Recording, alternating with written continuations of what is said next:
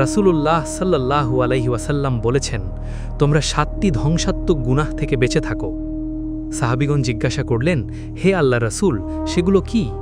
তিনি বললেন, 1. আল্লাহর সঙ্গে শিরক করা, 2. জাদু করা, 3. অন্যায়ভাবে এমন ব্যক্তিকে হত্যা করা যাকে হত্যা করা আল্লাহ হারাম করেছেন, 4. সুদ খাওয়া, 5. ইয়েতিমের সম্পদ ভক্ষণ করা, 6. যুদ্ধক্ষেত্রে শত্রুর মুখোমুখি অবস্থায় পলায়ন করা, 7. সতীসাধ্বী, ঈমানদার এবং নিরপরাধ নারীর বিরুদ্ধে অপবাদ দেওয়া।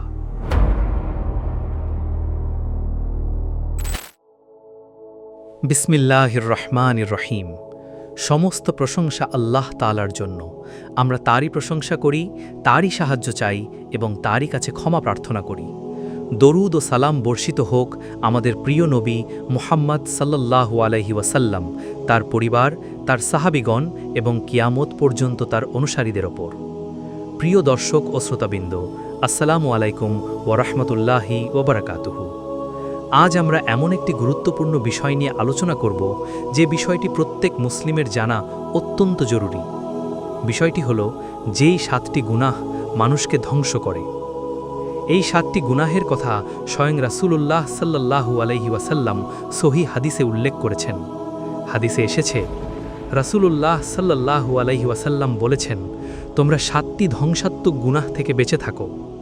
সাহাবীগণ জিজ্ঞাসা করলেন, হে আল্লাহ রাসূল, সেগুলো কি? তিনি বললেন, 1. আল্লাহর সঙ্গে শিরক করা, 2. জাদু করা, 3. অন্যায়ভাবে এমন ব্যক্তিকে হত্যা করা যাকে হত্যা করা আল্লাহ হারাম করেছেন, 4. সুদ খাওয়া, 5. ইয়েতিমের সম্পদ ভক্ষণ করা, 6. যুদ্ধক্ষেত্রে শত্রুর মুখোমুখি অবস্থায় পলায়ন করা, 7. সতীসাধ্বী, ঈমানদার এবং নিরপরাধ নারীর বিরুদ্ধে অপবাদ দেওয়া। সহিহ আল বুখারী হাদিস নাম্বার 2766, সহিহ মুসলিম হাদিস নাম্বার 89। প্রিয় ভাই ও বোনেরা, এই 7টি গুনাহকে আরবিতে বলা হয় আল মুবিকাত, অর্থাৎ এমন গুনাহ যা মানুষকে দুনিয়া ও আখেরাতে ধ্বংসের দিকে নিয়ে যায়। এখন আমরা এক এক করে প্রতিটি গুনাহ সম্পর্কে কুরআন ও সহিহ হাদিসের আলোকে আলোচনা করব। প্রথম গুনাহ, আল্লাহর সঙ্গে শিরক করা। সবচেয়ে বড় গুনাহ হল শিরক। আল্লাহ তাআলা বলেন, নিশ্চয়ই আল্লাহ তার সঙ্গে শরিক করাকে ক্ষমা করেন না। এর নিচের গুনাহ যাকে ইচ্ছা ক্ষমা করেন। সূরা আন-নিসা আয়াত 48। শিরক অর্থ হল আল্লাহর ইবাদতে অন্য কাউকে অংশীদার করা, যেমন কোনো পীর, ওয়ালি, মাজার, মূর্তি, সূর্য, চাঁদ কিংবা অন্য কারো কাছে এমনভাবে সাহায্য চাওয়া যা কেবল আল্লাহরই ক্ষমতার মধ্যে। আজ অনেক মানুষ অজান্তেই শিরকের মধ্যে জড়িয়ে পড়ছে। মনে রাখতে হবে, নামাজ পড়া, রোজা রাখা কিংবা হজ করা সব আমলই শিরকের কারণে নষ্ট হয়ে যেতে পারে। আল্লাহ তাআলা বলেন, যদি তারা শিরক করত তবে তাদের সমস্ত আমল নষ্ট হয়ে যেত। সূরা আল আনাম আয়াত 88। তাই আমাদের তাওহীদকে বিশুদ্ধ রাখতে হবে। দ্বিতীয় গুনাহ, জাদু করা। জাদু ইসলামে কঠোরভাবে হারাম। আল্লাহ তাআলা সূরা আল বাকারায় জাদুর ক্ষতিকর দিক উল্লেখ করেছেন। আল্লাহ তাআলা বলেন, তারা এমন কিছু শিখত যা তাদের ক্ষতি করত, কোনো উপকার করত না। সূরা আল বাকারা আয়াত 102। জাদু মানুষকে আল্লাহ থেকে দূরে নিয়ে যায়। কোনো জাদুকরের কাছে যাওয়া, ভাগ্য গণনা করানো কিংবা গণকের কথা বিশ্বাস করাও মারাত্মক অপরাধ। রাসূলুল্লাহ সাল্লাল্লাহু আলাইহি ওয়াসাল্লাম বলেছেন, যে ব্যক্তি কোনো গণকের কাছে গিয়ে তার কথা সত্য বলে বিশ্বাস করল, সে মুহাম্মাদের ওপর অবতীর্ণ বিষয়কে অস্বীকার করল। মুসনাদ আহমদ অর্থের দিক থেকে সহিহ বলে বহু মুহাদ্দিস গ্রহণ করেছেন। বর্তমান সময়ে অনেকেই তাবিজ, কবচ, কালো জাদু কিংবা বিভিন্ন কুসংস্কারে বিশ্বাস করে। একজন মুমিনের ভরসা কেবল আল্লাহর উপর। তৃতীয় গুনাহ, অন্যায়ভাবে মানুষ হত্যা। ইসলামে মানুষের জীবন অত্যন্ত সম্মানিত। আল্লাহ তাআলা বলেন, যে ব্যক্তি অন্যায়ভাবে একজন মানুষকে হত্যা করল, সে যেন সমগ্র মানব জাতিকে হত্যা করল। সূরা আল মায়েদা আয়াত 32। একজন নিরপরাধ মানুষের প্রাণ নেওয়া এমন অপরাধ যার শাস্তি অত্যন্ত কঠিন। রাসূলুল্লাহ সাল্লাল্লাহু আলাইহি ওয়াসাল্লাম বলেছেন, কিয়ামতের দিন মানুষের মাঝে সর্বপ্রথম রক্তপাতের বিচার করা হবে। সহিহ আল বুখারী ও সহিহ মুসলিম। শুধু হত্যা নয়, কারো ক্ষতি করা, অন্যায়ভাবে মারধর করা, অত্যাচার করা কিংবা কাউকে আত্মহত্যার দিকে ঠেলে দেওয়াও গুরুতর অপরাধ। চতুর্থ গুনাহ, সুদ খাওয়া। সুদ আজকের সমাজের সবচেয়ে ব্যাপক গুনাহগুলোর একটি। আল্লাহ তাআলা বলেন, আল্লাহ ব্যবসাকে হালাল করেছেন এবং সুদকে হারাম করেছেন। সূরা আল বাকারা আয়াত 275। আরেক জায়গায় আল্লাহ ঘোষণা করেন, যদি তোমরা সুদ পরিত্যাগ না করো তবে আল্লাহ ও তার রাসূলের পক্ষ থেকে যুদ্ধের ঘোষণা শুনে নাও। সূরা আল বাকারা আয়াত 239। রাসূলুল্লাহ সাল্লাল্লাহু আলাইহি ওয়াসাল্লাম শুধু সুদখোরকেই নয়, সুদদাতা, সুদ লিখে দেওয়া ব্যক্তি এবং সুদের সাক্ষীকেও অভিশাপ দিয়েছেন। সহিহ মুসলিম হাদিস নাম্বার 1596। আজ আমাদের উচিত নিজের আয় উপার্জনকে হালাল করা। হালাল আয় কম হলেও তাতে বরকত থাকে। পঞ্চম গুনাহ, ইয়েতিমের সম্পদ আত্মসাৎ করা। ইসলামে ইয়েতিমের অধিকার অত্যন্ত গুরুত্বপূর্ণ। আল্লাহ তাআলা বলেন, যারা অন্যায়ভাবে ইয়েতিমের সম্পদ ভক্ষণ করে তারা নিজেদের পেটে আগুন ভরছে। সূরা আন-নিসা আয়াত 10। ইয়েতিমের সম্পদ আত্মসাৎ করা শুধু আর্থিক অপরাধ নয়, এটি আল্লাহর কাছে অত্যন্ত ভয়ঙ্কর গুনাহ।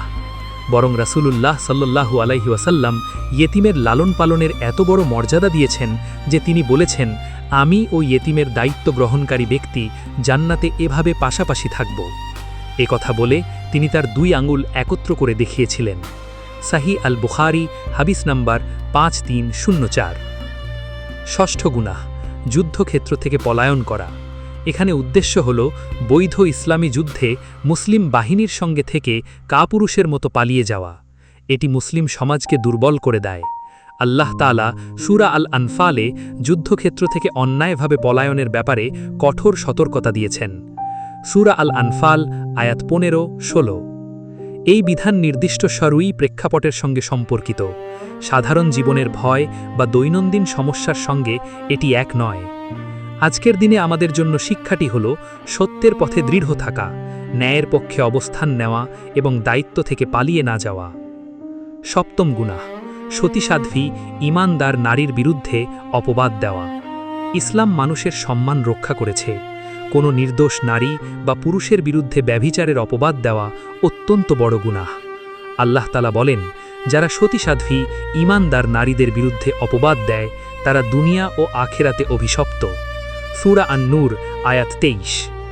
আজ সামাজিক যোগাযোগ মাধ্যমে মিথ্যা সংবাদ, গুজব, অপবাদ, চরিত্র হনন এসব খুব সহজ হয়ে গেছে। একটি শেয়ার, একটি পোস্ট, একটি মন্তব্য কাউকে আজীবনের জন্য অপমানিত করতে পারে। একজন মুসলিম কখনো যাচাই ছাড়া কোনো সংবাদ প্রচার করবে না। আমাদের করণীয় কি? প্রিয় ভাই ও বোনেরা, আমরা সবাই ভুল করি। আমাদের সবার জীবনেই গুনাহ আছে, কিন্তু সবচেয়ে সৌভাগ্যবান সেই ব্যক্তি যে নিজের ভুল বুঝে আল্লাহর কাছে ফিরে আসে। আল্লাহ তাআলা বলেন, হে আমার বান্দারা, যারা নিজেদের ওপর জুলুম করেছ তোমরা আল্লাহর রহমত থেকে নিরাশ হয়ো না। নিশ্চয়ই আল্লাহ সমস্ত গুনাহ ক্ষমা করেন। সূরা আজ-জুমার আয়াত 53। রাসূলুল্লাহ সাল্লাল্লাহু আলাইহি ওয়াসাল্লাম বলেছেন, প্রত্যেক আদম সন্তানই ভুলকারী, আর ভুলকারীদের মধ্যে সর্বোত্তম তারা যারা তওবা করে। জামি আত-তিরমিজি হাদিস নাম্বার 2499 হাসান। তাই আজ থেকেই আমরা সংকল্প করি, শিরক থেকে বাঁচব, জাদু ও কুসংস্কার থেকে দূরে থাকব, কোনো মানুষের ওপর জুলুম করব না, সুদ থেকে বেঁচে থাকব, ইয়েতিমের হক নষ্ট করব না, সত্যের পথ থেকে পিছিয়ে যাব না, কাউকে অপবাদ দেব না এবং যাচাই ছাড়া কোনো খবর প্রচার করব না। প্রিয় দর্শক ও শ্রোতাবৃন্দ, জীবন খুবই সংক্ষিপ্ত। আজ আমরা আছি, কাল নাও থাকতে পারি। আমাদের সামনে একদিন কবর আছে, হিসাব আছে, জান্নাত আছে এবং জাহান্নামও আছে। তাই আসুন আমরা আজই আল্লাহর দিকে ফিরে আসি। 5 ওয়াক্ত সালাত নিয়মিত আদায় করি, কোরআন তিলাওয়াত করি, হালাল উপার্জন করি, মানুষের হক আদায় করি এবং প্রতিদিন আল্লাহর কাছে তওবা ও ইস্তেগফার করি। আল্লাহ তাআলা আমাদের সবাইকে এই 7টি ধ্বংসাত্মক গুনাহ থেকে হিফাজত করুন, আমাদের ঈমানকে মজবুত করুন, আমাদের তাওবা কবুল করুন এবং কিয়ামতের দিন আমাদের জান্নাতুল ফিরদাউস নসিব করুন। আমিন। ওয়া আখিরু দাওয়ানা আনিল হামদুলিল্লাহি রাব্বিল আলামিন।